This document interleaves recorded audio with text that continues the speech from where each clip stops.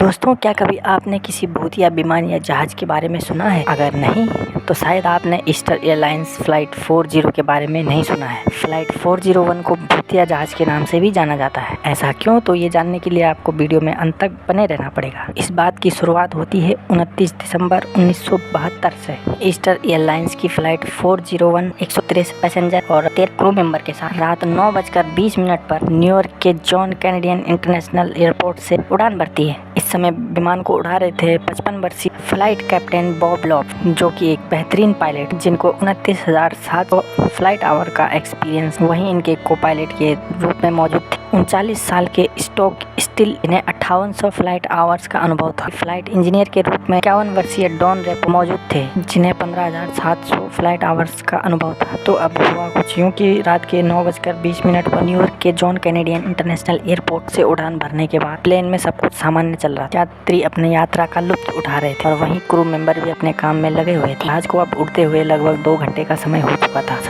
था। 11:30 इसी समय जहाज को मायामी के ऊपर से उड़ते हुए मायामी इंटरनेशनल एयरपोर्ट पर उतरना था। इसलिए जहाज के मुख्य पायलट बॉब लॉफ्ट के द्वारा लैंडिंग गियर को नीचे किया गया। आपकी जानकारी के लिए बता दें कि लैंडिंग गियर को प्लेन को टेक ऑफ और लैंडिंग के वक्त प्रयोग में लाया जाता है। लैंडिंग गियर खुलते ही कॉकपिट में इंडिकेटर है वो ग्रीन होने लगता है, लेकिन यहाँ कुछ अलग हुआ। जब को पायलट स्टॉक स्टिक ने उस इंडिकेटर की तरफ देखा तो उनको कुछ दिखाई नहीं दिया। दरअसल लीवर के नीचे होने के बाद भी ये इंडिकेटर जला ही नहीं था। स्टॉक स्टिल ने तुरंत ये बात अपने को बताई। बॉब ने एक बार लीवर को फिर से उठाकर नीचे किया, लेकिन इस बार भी ये इंडिकेटर नहीं जला। दोनों पायलट को समझ नहीं आ रहा था कि आखिर ये इंडिकेटर जल क्यों नहीं रहा है, और बिना इस इंडिकेटर का पता भी नहीं लगाया जा सकता था कि प्लेन का लैंडिंग गियर खुला है या नहीं। अगर बिना खुले लैंडिंग गियर के प्लेन को कराया जाता तो इससे एक बहुत ही खतरनाक हादसा भी हो सकता था। तो पायलट ने तुरंत एटीसी से संपर्क किया, को इस बारे में बताया कि उनके जहाज का लैंडिंग गियर नहीं खुल रहा। इसके बाद एटीसी ने पायलट को निर्देश दिया कि वो अपने जहाज को 2000 फीट की ऊंचाई पर ले जाए। के बाद कैप्टन बॉब जहाज को 2000 फीट की ऊंचाई पर लेके गए। पश्चिम में बने दलदलों के ऊपर ये जहाज मंडराता रहा। उसके बाद पायलट ने को पायलट को कहा कि प्लेन को ऑटो पायलट मोड में डालकर छोड़ दो। ऑटो पायलट पर डालने के 80 सेकंड बाद तक करीब 2000 फीट की ऊंचाई पर ही उड़ता रहा। के बाद flight engineer Don Repo cabin में आते। कैप्टन बॉब ने उन्हें इस इंडिकेटर के बारे में बताया। इस खराबी को चेक करने के लिए कहा। डॉन रेपो ने इस पूरे इंडिकेटर सिस्टम को खोल दिया, इसको बारीकी से चेक किया। चेक करने के बाद इंडिकेटर नहीं जला। उन्होंने उस बटन को दबाया जिससे प्लेन की सारे इंडिकेटर एक साथ ही जल जाते, जिससे ये पता चलता है कि जहाज के सभी सिस्टम सही से काम कर रहे हैं या नहीं। लेकिन उस बटन को दबाने के बाद भी ये इंडिकेटर नहीं जला, जिसके बाद कैप्टन बॉब ने रेपो को आदेश दिया वो जहाज के बॉटम केबिन में जाके एक छोटी सी खिड़की से देख के लैंडिंग गियर खुला है या नहीं। रेपो बिना देर किए हुए बॉटम केबिन में पहुंचे, जहां उन्होंने देखा कि जहाज के नीचे वाले लैंडिंग गियर तो खुल चुके, लेकिन नोज लैंडिंग गियर अभी भी बंद, और बिना लैंडिंग गियर के जहाज को लैंड कराया नहीं जा सकता। और अगर वो ऐसा करने की कोशिश करते भी तो प्लेन एक बड़े हादसे का शिकार हो जाता। इन्हीं सब के बीच अब 2 मिनट का समय बीत चुका था और जहाज अपने आप ही 100 फीट नीचे आ गया। पर इस पर ना ही पायलट्स का ध्यान गया और ना ही कोई क्रू मेंबर इस बात पर को महसूस कर पाया कि जहाज धीरे धीरे नीचे की ओर जा रहा है। ये ऊंचाई खो देने के बाद जहाज के सभी वार्निंग अलार्म एक साथ बजने लगते। जहाज में हर तरफ अफरा तफरी का माहौल बन जाता है। सभी पैसेंजर डर के मारे इधर उधर दौड़ने लगते हैं। क्रू मेंबर सभी यात्रियों को शांत करने में लगे रहते हैं। अगले 2 मिनट में ये जहाज अपनी निर्धारित ऊंचाई से 2000 फीट से 1000 फीट की ऊंचाई पर आ जाता है। उसके बाद को पायलट स्टॉक स्टिल इस जहाज को 180 डिग्री पर घुमाने की कोशिश करते हैं, लेकिन ऊंचाई कम होने के कारण वो अपने इस काम में सफल नहीं हो पाते और अगले 10 सेकंड में जहाज नीचे आकर क्रैश हो गया। इस घटना का मंजर कितना भयानक होगा, इस बात का अंदाज़ा आप इससे भी लगा सकते हैं कि जब ये प्लेन ज़मीन से टकराया था तो उसकी स्पीड 135 किलोमीटर प्रति घंटा थी। विमान का मलबा एयरपोर्ट से करीब 30 किलोमीटर दूर जाके मिला। इस हादसे में 101 लोगों की मौत हो गई, जबकि 75 लोगों की जान बचा ली गई। इसके बाद इस घटना की जांच बैठाई गई और इसके मलबे से मिले सही पार्ट दूसरे जहाज़ों में यूज कर लिए गए। लेकिन दोस्तों, अब आप ये सोच रहे होंगे कि ये क्रैश तो किसी भी नॉर्मल प्लेन जैसे ही क्रैश के जैसे ही था, तो फिर ये जहाज भूतिया कैसे हो? इस बात को समझाने के लिए अब हम आपको एक और ईस्टर्न एयरलाइन 318 की ओर ले चलते हैं। 180 लोगों से भरा हुआ ये विमान न्यूयॉर्क से फ्लोरिडा की ओर उड़ान भरता है। उड़ान भरने के कुछ देर बाद ही विमान की एयर होस्टेस मैरी बैगर अपनी सीट से उठकर फूड स्टोर की तरफ जाती है। फूड स्टोर में जाकर जैसे ही मैरी ने खाना गर्म करने वाले ओवन की तरफ अपनी हाथ बढ़ाया तो सामने का दृश्य देखकर उनकी सांसें थम गई। मैरी चीखना तो चाहती थी लेकिन उसकी चीखें बाहर आई ही नहीं। तो आप भी सोच रहे होंगे कि आखिर मैरी ने ऐसा क्या देखा कि वो इतना ज़्यादा डर गई। दरअसल ओवन के पीछे लगे शीशे में एक चेहरा दिखाई दे रहा था जो बेहद ही ज़्यादा डरावना था। उस डरावने चेहरे की आंखें भी हिल रही। मैरी उस चेहरे से कुछ कहना चाहती थी लेकिन उसकी आवाज़ निकल ही नहीं रही थी। अंत में डर के मारे मैरी अपनी आंखें ही बंद कर ली। कुछ देर बाद उसने आंखें खोली तो सब कुछ सामान्य था। वो चेहरा भी वहाँ से गायब हो चुका था। मैरी ने सोचा शायद ये सब उसका वहम होगा।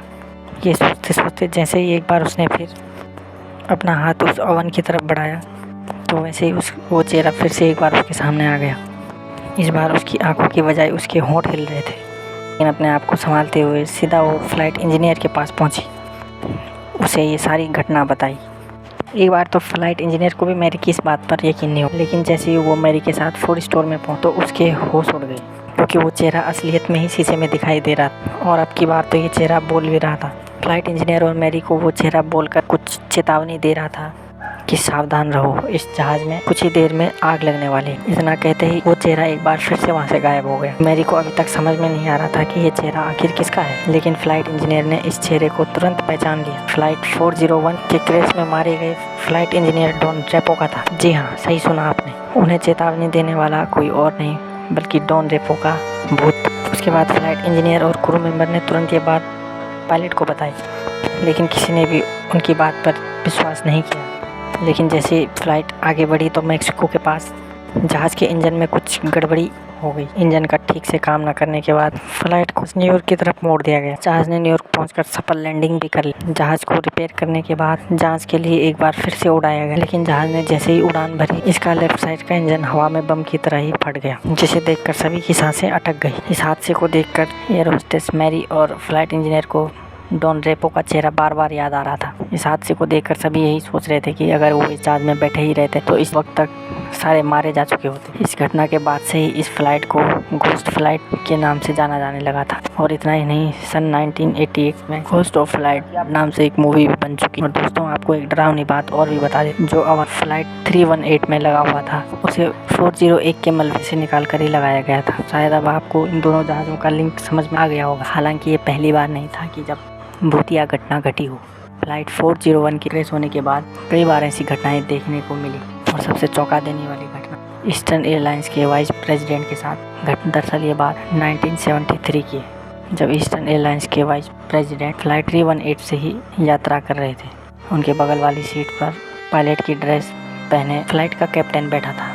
दोनों के बीच अच्छी खासी वार्तालाप चल रही थी, लेकिन तभी वाइस प्रेसिडेंट को महसूस हुआ कि अगर जहाज़ का कैप्टन ही उनके साथ बैठा है तो फिर जहाज़ कौन उड़ा रहा है। ये सोचते ही वाइस प्रेसिडेंट तुरंत उठे और पायलट की कैबिन की तरफ गए, लेकिन जाने से पहले उन्होंने गौर से एक बार अपने साथ बैठे पायलट की ड्रेस में कैप्टन के चेहरे को भी देखा। जैसे उनकी नज़र इस चेहरे पर पड़ी तो उनकी हालत ख़राब हो गई, क्योंकि वो इस चेहरे को अच्छी तरह से जानते थे। दरअसल ये चेहरा फ्लाइट 401 के कैप्टन बॉब लॉफ्ट का था, जिन्हें मरे हुए अब 1 साल का वक्त हो चुका था।